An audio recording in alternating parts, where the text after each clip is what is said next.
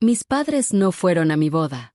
Pero esa noche, cuando vieron las fotos de mi porche, mi madre llamó y dijo con voz firme: «Tenemos que hablar. Mañana, reunión familiar». Yo no respondí de inmediato. Solo miré la pantalla del teléfono, leí su mensaje otra vez y sonreí. 5 años sin una llamada, sin una palabra, sin un «¿cómo estás?». Y justo ahora, cuando la noticia de mi éxito empezó a circular por todos lados, cuando vieron que la hija que habían despreciado ya no necesitaba su aprobación, decidieron recordarme que aún existían. Al día siguiente, conduje durante horas hasta aquella vieja casa donde crecí. El sonido del motor se apagó frente al portón oxidado, y por un momento todo quedó en silencio. Nadie salió. Las cortinas se movieron apenas, como si el viento también tuviera miedo de interrumpir aquel momento. Me quedé unos segundos dentro del coche, respirando despacio, mirando el reflejo de mi propio rostro en el vidrio, y recordando la última vez que había estado allí, el día que me dijeron que mi presencia traía vergüenza. Aquella tarde, mi madre me echó en medio de una discusión que empezó con una frase inocente y terminó con gritos. «Si decides casarte con él, olvídate de esta familia», dijo con voz temblorosa, mientras mi padre se limitaba a mirar el suelo. Yo tenía las manos vacías, un vestido prestado y una ilusión que me sostenía más que cualquier promesa. Nadie fue a mi boda. Nadie me llamó después. Pero ahora estaban todos adentro. Lo supe por las luces encendidas y el murmullo que se filtraba desde el comedor. Salí del coche despacio. Los tacones tocaron el pavimento y ese sonido, seco y preciso, resonó como una advertencia. No había cámaras, ni aplausos, ni testigos, pero cada paso era una especie de justicia silenciosa. Llevaba un abrigo de lino claro, el cabello recogido y esa calma que solo llega cuando uno ya lloró demasiado. La puerta se abrió antes de que tocara el timbre. Mi hermano apareció en el umbral con la misma sonrisa condescendiente de siempre. Me miró de arriba abajo, como si intentara encontrar en mi ropa algún rastro de fracaso. «No esperaba que vinieras», dijo. Detrás de él, mis padres observaban con una mezcla de incomodidad y orgullo tardío, como quien no sabe si abrazar o juzgar. «No vine a quedarme», respondí. «Solo vine porque ustedes insistieron». El silencio que siguió fue pesado. Mi madre bajó la mirada hacia el coche estacionado en la puerta. Su expresión cambió, primero sorpresa, luego duda, después una especie de comprensión amarga. Mi padre se acercó unos pasos, fingiendo desinterés, pero no pudo evitar mirar el logo cromado que brillaba bajo la luz del farol. «¿Es tuyo?», preguntó, casi en un susurro. Asentí. Y fue en ese instante, en el que nadie se atrevió a hablar, cuando entendí que todo lo que había dolido durante años acababa de volverse visible. No porque quisiera demostrar nada, sino porque el destino tiene maneras extrañas de revelar quién tenía razón. Entré a la casa. El olor era el mismo, sopa caliente, madera vieja y un perfume barato que siempre me recordaba los domingos. En la mesa había platos para todos, incluso para mí. Pero el lugar que me habían dejado estaba al final, junto a la pared, como si siguiera siendo la invitada que nadie esperaba. Mi madre se aclaró la garganta y empezó a hablar de la familia, del tiempo, de cómo las cosas por fin podían arreglarse. Yo la escuchaba sin interrumpirla, sosteniendo el vaso con ambas manos.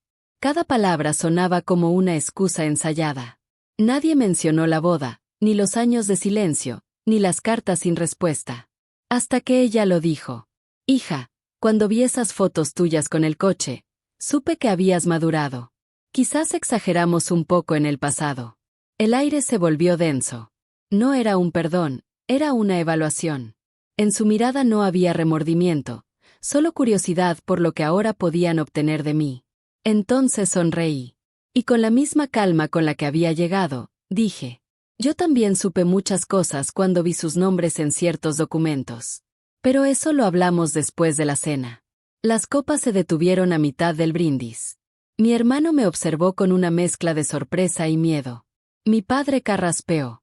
Mi madre intentó mantener la compostura. Yo, en silencio, tomé un sorbo de agua y miré hacia la puerta. Afuera, el porche seguía brillando bajo la luz del farol, como un testigo de todo lo que estaba a punto de comenzar. A veces me pregunto en qué momento empecé a acostumbrarme al desprecio. No fue de un día para otro. Fue una cadena de pequeñas humillaciones que, con el tiempo, se volvieron normales. Mi madre siempre decía que yo era la más dócil, la que no daba problemas, la que no levantaba la voz. Pero lo que para ella era docilidad, para mí era miedo. Miedo a decepcionar, a no ser suficiente, a no merecer el lugar que ocupaba en esa casa donde cada palabra se medía con la mirada de mi padre. Desde niña aprendí a no contestar, a servir primero, a comer después, a callar cuando algo dolía. Y quizá por eso, cuando conocí a Daniel, me aferré a él como quien encuentra por fin un lugar donde respirar. Él no era perfecto, pero me escuchaba. Trabajaba como mecánico en un taller pequeño, con las manos siempre manchadas de grasa y los sueños metidos en una libreta. Mis padres nunca lo aceptaron. Decían que una muchacha como yo merecía algo mejor.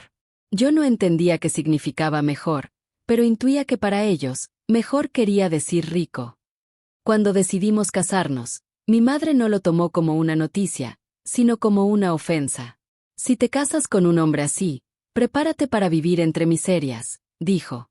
Y lo cumplió. No fue a la boda, no envió flores, ni una llamada, ni una carta. Mi padre, como siempre, eligió el silencio. La boda fue pequeña. Llovía, el vestido era prestado, y la música la puso un amigo del taller que apenas sabía conectar los cables. Pero nunca me sentí tan libre. No había lujo, pero había risa, sinceridad, ternura. Esa noche, cuando bailamos bajo la lluvia, juré que algún día tendríamos una vida digna. No para demostrarles nada, sino para vivir en paz. Los primeros años fueron difíciles. Vivíamos en un cuarto de techo bajo, con goteras en invierno y calor insoportable en verano. Yo trabajaba de día en una tienda de telas, y por las noches ayudaba a Daniel en el taller. Comíamos poco, dormíamos menos. Pero nos teníamos el uno al otro, y eso bastaba. Recuerdo una noche en especial.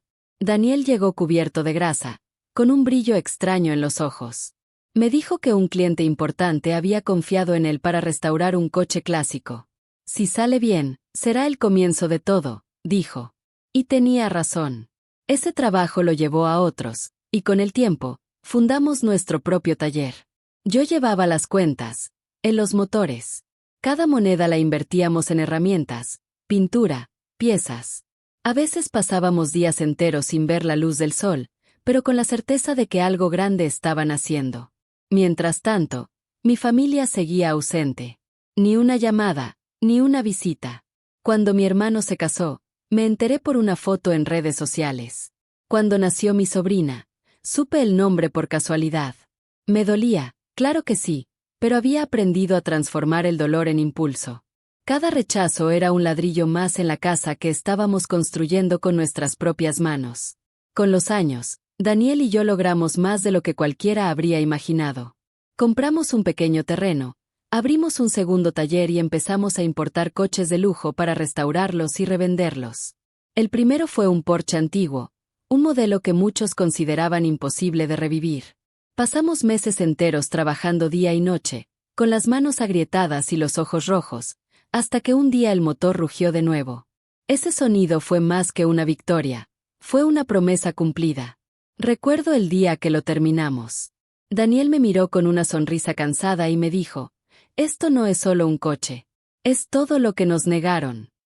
Y tenía razón. Lo vendimos, y con ese dinero pudimos abrir un tercer local, contratar gente, ayudar a jóvenes mecánicos sin oportunidades. Pero la vida no perdona las pausas. Un invierno, Daniel enfermó. Primero fue una tos, luego un diagnóstico que sonó como una sentencia. Yo intenté negarlo, aferrarme a los planes, al trabajo, a todo lo que habíamos construido. Pero cuando él murió, lo único que quedó fue el eco de su voz y el silencio de un taller vacío. Durante meses no pude acercarme al coche nuevo que habíamos comprado antes de su muerte. Un Porsche de 1 millón, el que él soñaba restaurar conmigo. Lo miraba desde la ventana y me parecía escuchar su risa, sus planes, su fe en mí. Fue ese coche el que, sin querer, se volvió el símbolo de todo lo que sobrevivió después de él. Mi fuerza, mi nombre, mi independencia. Cuando terminé de restaurarlo sola, publiqué las fotos sin pensar en nadie más. Nunca imaginé que esas imágenes iban a llegar hasta mi madre. Pero así fue. El día que las vio, su orgullo herido despertó. Y esa llamada, La que esperé durante años, finalmente llegó. No porque me extrañaran, sino porque por fin entendieron que no me necesitaban para sentirse superiores, sino para no sentirse pequeños. El reloj del comedor marcaba las 8 cuando mi madre sirvió la sopa. El sonido de la cuchara contra la porcelana llenó el silencio como si fuera un reloj de arena que contaba el tiempo hasta el inevitable enfrentamiento. Todos comían despacio, fingiendo normalidad, pero cada mirada era un cuchillo envuelto en cortesía. Yo observaba sus gestos, los movimientos nerviosos de mi hermano, las frases vacías de mi madre y la forma en que mi padre evitaba cruzar los ojos conmigo. No tardé en notar que la cena no era una reconciliación, sino una reunión de intereses. El tono con el que mi madre hablaba, suave pero calculado, era el mismo que usaba cuando quería conseguir algo. Hablaba de lo rápido que pasa la vida, de cómo la familia es lo único que realmente importa, de lo bien que me veía, y de cómo a veces el destino da segundas oportunidades. Yo asentía, sonriendo de vez en cuando, mientras por dentro intentaba adivinar cuál sería la jugada. No era ingenua. Nadie convoca una reunión familiar después de 5 años de silencio solo para decir te extrañamos. Mi hermano fue el primero en mostrar las cartas. La verdad, todos nos alegramos al verte también, dijo, con esa voz entre amable y ensayada. Mamá nos mostró las fotos del coche, y bueno, no sabíamos que te había ido tan bien. Supongo que nadie preguntó, respondí con calma. Mi padre dejó el tenedor sobre el plato y respiró hondo. Hija, a veces uno se equivoca. Éramos duros, lo reconozco. Pero el tiempo pasa, y la familia siempre tiene que mantenerse unida. Sus palabras sonaban nobles, pero su mirada era la de alguien que busca aprobación más que perdón. Sentí que el aire se espesaba, que la habitación olía a falso arrepentimiento y a cálculo. Mi madre aprovechó el momento. Justamente por eso te llamamos. Creemos que ya es hora de dejar atrás los rencores y de apoyarnos mutuamente, dijo, sirviendo vino en mi copa sin que yo lo pidiera. Tu hermano está pasando por un momento difícil. Ya sabes cómo está el país, los negocios. Ahí estaba. El motivo real empezaba a asomar. ¿Negocios? Pregunté sin levantar la voz. Sí, un pequeño proyecto. Intervino mi hermano rápido. Algo que podría ayudarnos a todos si lo manejamos bien. Tú podrías ser parte, con tu experiencia y tus contactos. Mis contactos, repetí despacio, como si saboreara la ironía. Mi madre sonrió. Tú siempre fuiste buena con la gente, hija. Y ahora que estás en otro nivel, bueno, podrías abrirnos puertas. No pedimos dinero, solo una mano para empezar. La habitación se llenó de un silencio espeso. Mi padre bebió un trago largo. Mi hermano bajó la vista, moviendo el tenedor sin tocar la comida. Todo era tan predecible que dolía. Claro, dije finalmente. No me hablaron en 5 años, pero ahora necesitan mi ayuda. No lo veas así, respondió mi madre enseguida, fingiendo ofensa. Somos familia, y la familia está para apoyarse. ¿Apoyarse? Repetí con una sonrisa que no llegó a mis ojos. Cuando me casé, ustedes me dieron la espalda. Cuando Daniel murió, ni siquiera me llamaron. ¿Y ahora me hablan de apoyo? Ella desvió la mirada.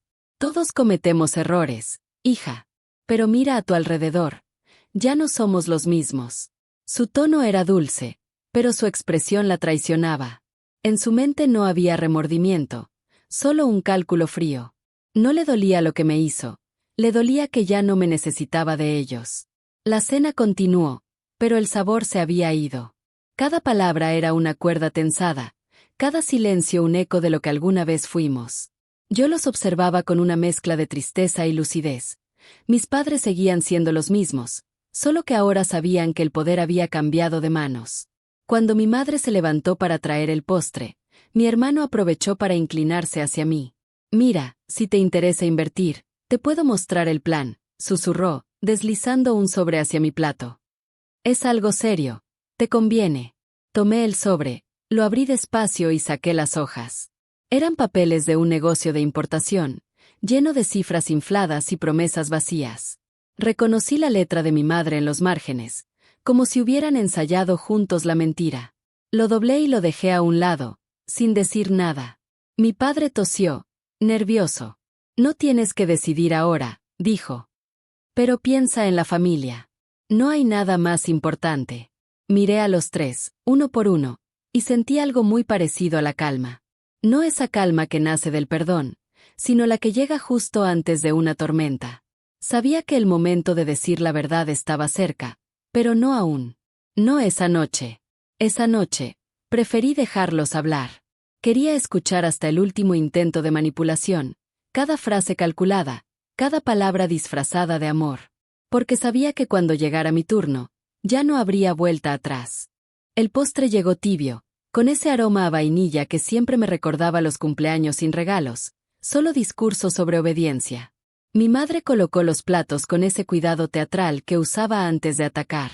El sonido de la cuchara contra la bandeja fue la señal. Ya hablé del pasado, dijo. Ahora hablemos de futuro. Mi hermano se enderezó en la silla. Mi padre bebió sin sed. Yo los observé en silencio. Te fuiste dando un portazo y regresaste como reina, continuó, pero hay cosas que debes entender. La familia se sostiene con sacrificios. Nosotros te dimos todo y tú elegiste humillarnos. Nos dejaste aquí, hablando con los vecinos, soportando miradas. Pero te miro ahora y pienso, al fin entendió de dónde viene. Pausó, esperando culpa. No la tuvo. No estoy aquí para juzgar, hija, sino para salvar lo que queda. Tu hermano cometió errores, pero la familia debe unirse. Los tiempos son duros. Un proyecto podría ayudarnos a todos, y tú, con tus contactos, podrías abrir puertas. No pedimos dinero, solo una mano. El aire se volvió pesado. ¿Negocios? Pregunté. Sí, una inversión pequeña. Solo necesitamos tu firma como aval, una formalidad. Nada te afectará si algo sale mal. Firma. La palabra cayó con peso. Mi hermano sacó una carpeta azul. Dentro, contratos limpios, sellos recientes, cifras infladas. En los anexos, mi taller aparecía disfrazado de vínculo operativo de confianza. ¿Quién redactó esto? Pregunté. Gente seria, contestó. Mi madre cruzó los brazos. Hablemos claro. Te fuiste con un mecánico, nos avergonzaste. Y ahora vienes a presumir tu coche. Pero aquí, lo que importa, es si puedes honrar la sangre que llevas. Ese Porsche no te limpia el pasado. Hoy te toca ayudar a los tuyos. Su tono cambió, afilado como una orden. Nadie te pide que regales nada, añadió. Solo demuestra que no olvidaste de dónde saliste. Firma y mañana todo estará resuelto. Vi los papeles. Entre ellos, una hoja con mi firma escaneada. Era vieja, sacada de un trámite escolar. Torpe, mal pegada. Mi nombre usado sin permiso. ¿Cuándo pensaban mostrarme esto? Pregunté. Cuando estuvieras lista, dijo ella, sonriendo. No te compliques. Es lo correcto. Lo correcto. Esa palabra me dolió más que cualquier insulto. Mi padre habló por primera vez. No es para tanto. Si no lo haces por nosotros, hazlo por tu hermano. Está endeudado. No cuesta nada. Entonces llegó el golpe final. Daniel ya no está, dijo ella con voz fría. No uses su recuerdo para justificar tu orgullo. Tarde o temprano tendrás que aceptar que sola no hubieras llegado tan lejos. Sentí como el aire se rompía dentro del pecho. No por ella, sino por la certeza de que ni la muerte había limpiado su crueldad. Pero no reaccioné.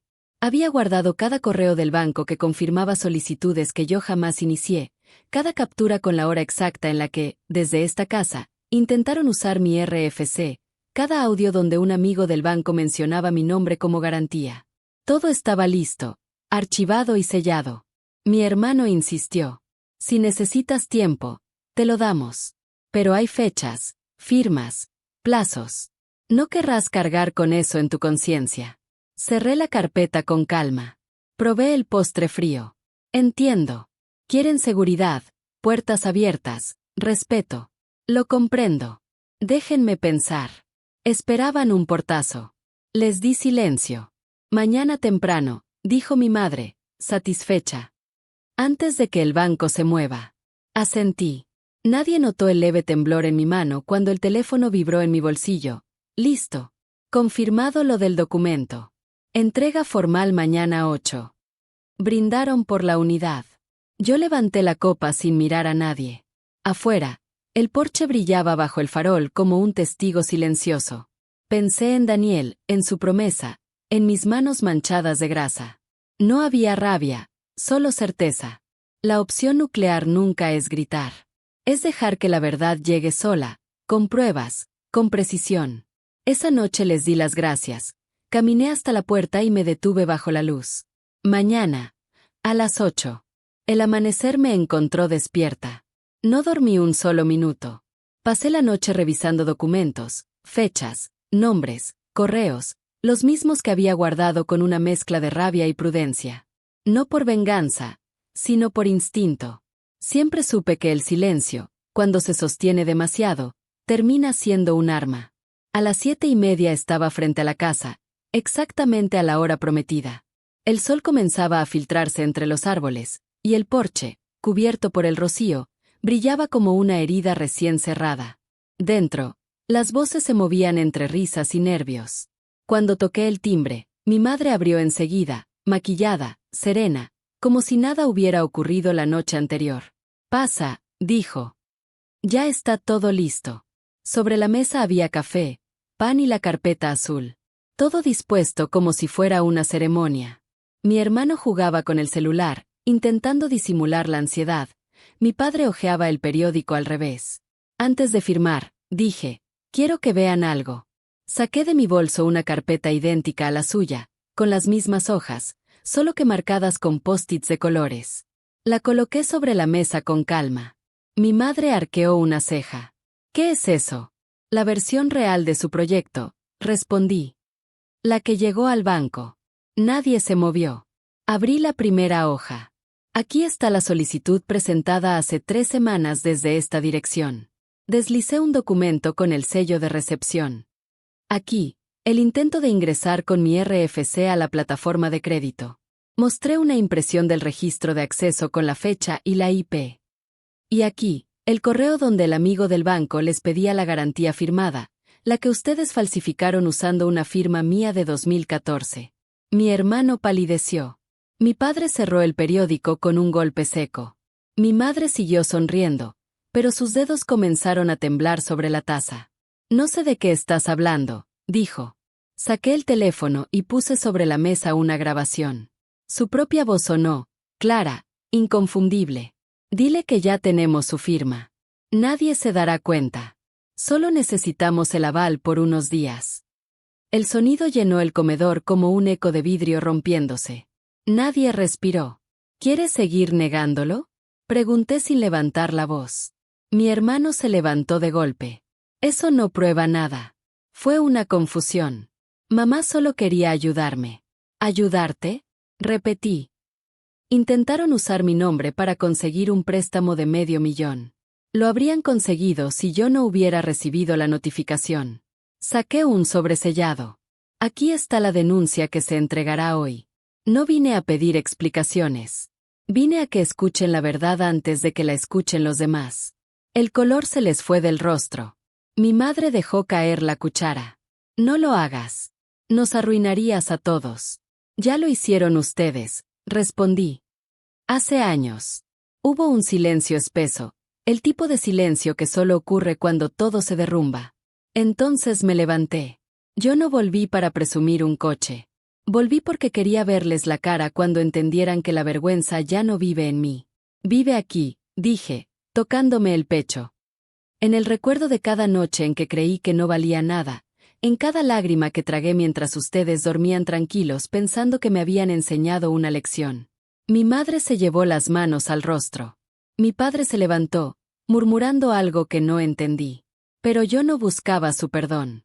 Solo necesitaba que escucharan, que sintieran el peso exacto de sus propias decisiones. Tomé aire y continué. Durante años cargué con la culpa que me dejaron. Pero ahora entiendo que todo lo que ustedes despreciaron fue lo que me salvó. Daniel me enseñó el valor del trabajo, no el del apellido. Aprendí a construir con las manos, no con los discursos. Y hoy, cada tornillo de ese coche que tanto miran representa un día en que me negué a rendirme. Mi hermano quiso acercarse, pero lo detuve con la mirada. «Si vuelves a usar mi nombre en algo que no te pertenece, No volveré a hablar.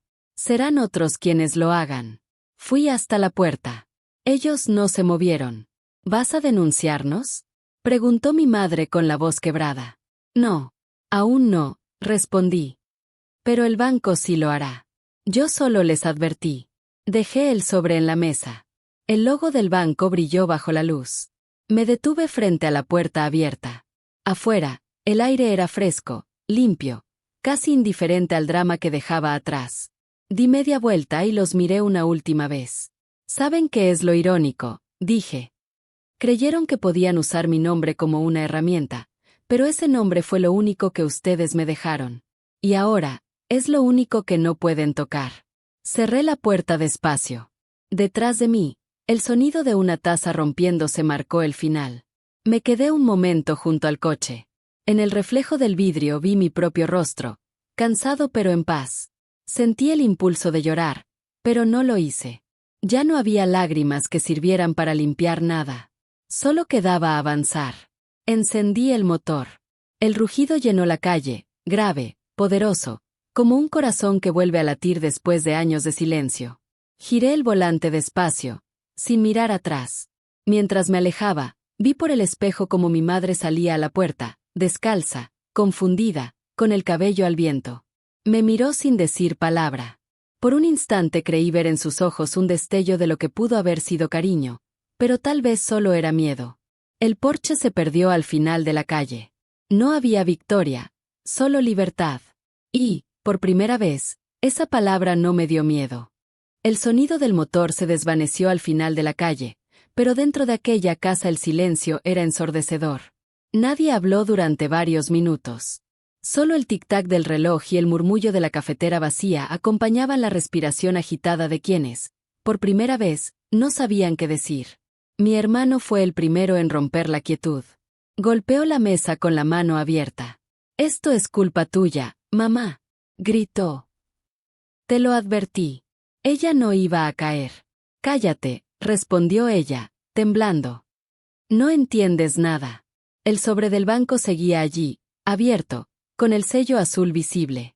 La palabra denuncia parecía flotar sobre los papeles como un espectro. Mi padre lo miró sin atreverse a tocarlo. «¿Y ahora qué hacemos?», susurró. «Si el banco confirma que usamos su nombre, estamos acabados». «No va a hacerlo», dijo mi madre con voz seca, pero sus manos delataban lo contrario. «No puede hacerlo. Es su hija». Nadie respondió. Sabían que no era cierto.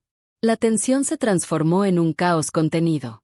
Mi hermano comenzó a caminar por la sala, furioso, buscando culpables entre los retratos antiguos colgados en la pared. Tiró uno al suelo. La foto de la boda de mis padres cayó boca abajo. «Siempre fue lo mismo», gritó. «Siempre quisiste controlarlo todo. Y ahora lo perdiste todo». Mi madre se levantó de golpe, con los ojos enrojecidos. «Lo hice por ti. Para que tuvieras algo cuando yo no esté». Su voz se quebró. «No iba a quedarme mirando cómo esa mujer se llevaba todo lo que debió ser tuyo». «No es mío», respondió él, casi llorando. «Nunca lo fue». El reloj marcó las 9:30. Afuera, el sol ya golpeaba fuerte las cortinas cerradas. El aire se volvió espeso, casi irrespirable. Mi padre se sentó y se cubrió el rostro con ambas manos. Su voz apenas fue un suspiro. «Nos hundimos por orgullo», murmuró. «Por orgullo y por miedo». Mi madre lo miró con un rastro de desprecio, como si aún buscara a quien culpar. Pero al encontrarse con su propio reflejo en el vidrio del aparador, bajó la mirada. La cocina olía a café quemado. Los platos seguían servidos, intactos, y el postre, aquel mismo postre de vainilla, se había convertido en un símbolo del desastre. Nadie tenía hambre. Nadie se atrevía a moverlo. De pronto, el teléfono de mi hermano vibró sobre la mesa. Un mensaje. Miró la pantalla, y su rostro perdió el color. «Es del banco», dijo. Suspendieron la solicitud. Piden explicaciones formales, y mencionan la denuncia. La frase cayó como un trueno. Mi madre se dejó caer en la silla. El maquillaje empezó a resbalarle por las mejillas. En sus ojos no había lágrimas, solo un vacío que dolía mirar. «No puede ser», repitió una y otra vez.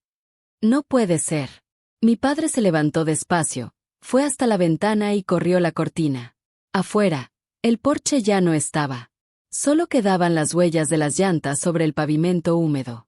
Se fue, dijo. Esta vez, de verdad. La mujer que una vez creyó tener el control se quedó quieta, mirando el reflejo del sol en el suelo. En su mente, quizás repasaba cada palabra que había dicho, cada decisión tomada con soberbia. Pero ya era tarde. Mi hermano se fue sin mirar atrás. Mi padre subió las escaleras, arrastrando los pies. Y ella se quedó sola en el comedor, con los documentos extendidos frente a sí, viendo cómo la tinta del sello se manchaba con una lágrima que finalmente cayó. En algún momento, el viento se coló por la ventana abierta y levantó las hojas del contrato. Una se deslizó hasta el suelo y quedó boca arriba, mostrando la firma falsa.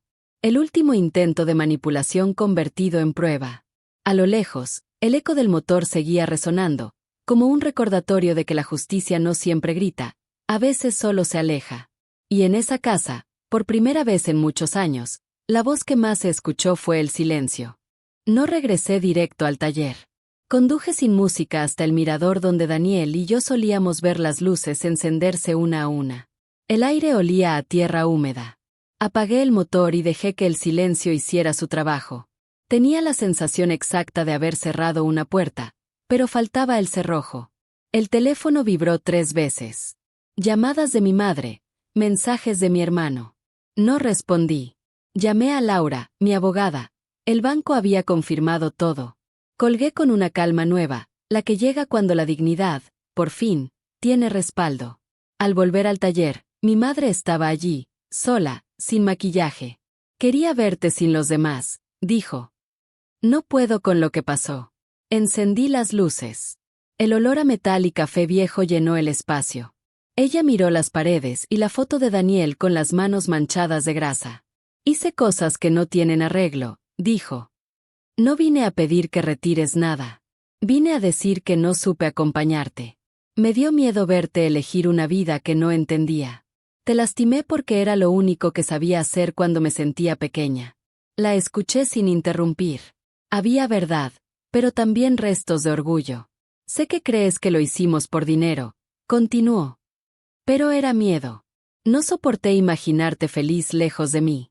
Pensé que, si te acercaba con un trato, volverías. Te escucho, dije. Pero no puedo volver a lo de antes. No voy a firmar, ni a permitir que usen mi nombre. Ya no. Asintió con lágrimas contenidas. Tu hermano dice que no piensa verte de nuevo. Tu padre se encierra. Solo quería que sepas que, si alguna vez te falta algo. No me falta, la interrumpí. Me faltaron ustedes cuando más los necesité. Ahora tengo mi paz. Se sentó en silencio. Cuando te fuiste con ese vestido prestado, pensé que volverías pidiendo perdón. No soporté tu felicidad sencilla. Me equivoqué de idioma. Saqué un sobre y lo puse frente a ella. Aquí está la escritura del taller y los recibos de quien puso cada peso. Hay copias certificadas. Si alguien vuelve a mover mi nombre, habrá consecuencias. No más discursos. ¿Y si te pido que me dejes intentar ser otra cosa? Preguntó. Puedes aprender, respondí. Pero lejos de mi línea de flotación. Si algún día quieres verme, será sin papeles sobre la mesa. Se levantó con esfuerzo. Te traje algo, dijo. Puso en mi mano una foto, yo, niña, con una manta amarilla. En el reverso, una frase, no supe ser suave. Guardé la foto. Ella caminó hacia la puerta. Antes de salir, quiso acomodarme el cabello. No la aparté, pero tampoco la busqué. Tocó el aire. Cuídate, dijo. Tú también.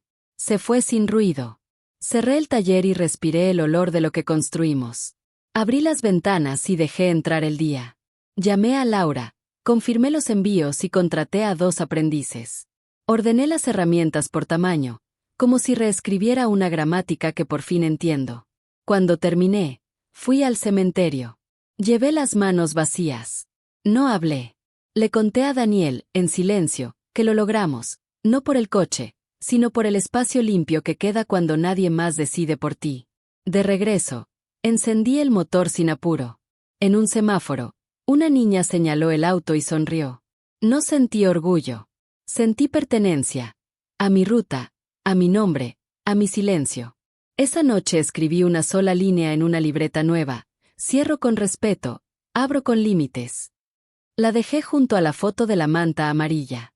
Apagué la luz y dormí sin vigilar la puerta. Pasaron algunas semanas. La denuncia siguió su curso, y el banco envió un comunicado formal informando que el intento de fraude había sido detectado y bloqueado. Nadie mencionó nombres, pero en el pueblo todos entendieron. Los mismos que antes miraban con desprecio ahora bajaban la voz al verme pasar. No era venganza, era consecuencia. Nunca respondí los mensajes de mi hermano ni las llamadas de mi madre. Supe por un vecino que vendieron la casa y se mudaron lejos, buscando empezar de nuevo. No sentí alivio ni tristeza. Solo una serenidad que nunca había conocido. Era como si, por fin, el silencio me perteneciera. El taller creció. Los nuevos aprendices, chicos que llegaban sin rumbo, encontraron en mí algo que mis padres nunca vieron: paciencia. Les enseñé a usar las manos sin miedo, a entender que un motor no es solo metal, sino el eco de quien lo repara con fe. Cada vez que uno de ellos sonreía al escuchar el rugido de un coche revivir, sentía que Daniel seguía allí, observando en silencio. Una tarde, mientras cerraba el portón, vi a lo lejos un sobredoblado debajo de la puerta. Era una carta sin remitente. Reconocí la caligrafía de mi madre, temblorosa, pero viva. Solo decía: perdóname si mi amor no supo amar bien. La guardé sin abrirla. Hay cosas que se perdonan, pero no se repiten. Con el tiempo, el Porsche dejó de ser un símbolo de revancha. Lo usaba poco, solo para los viajes largos. Entendí que no necesitaba demostrar nada. El verdadero triunfo no fue llegar hasta allí, sino hacerlo sin perder la calma. Una mañana llevé flores al taller y colgué una placa sobre la entrada. Decía: Beltrán Motors. Fundado por dos que creyeron cuando nadie creyó. Debajo, una línea grabada con precisión: el respeto se hereda solo cuando se construye. A veces, al cerrar el taller, camino hasta el mirador donde empezó todo. Miro el horizonte y pienso que la justicia no siempre se anuncia. A veces solo ocurre. No hace ruido, no busca testigos.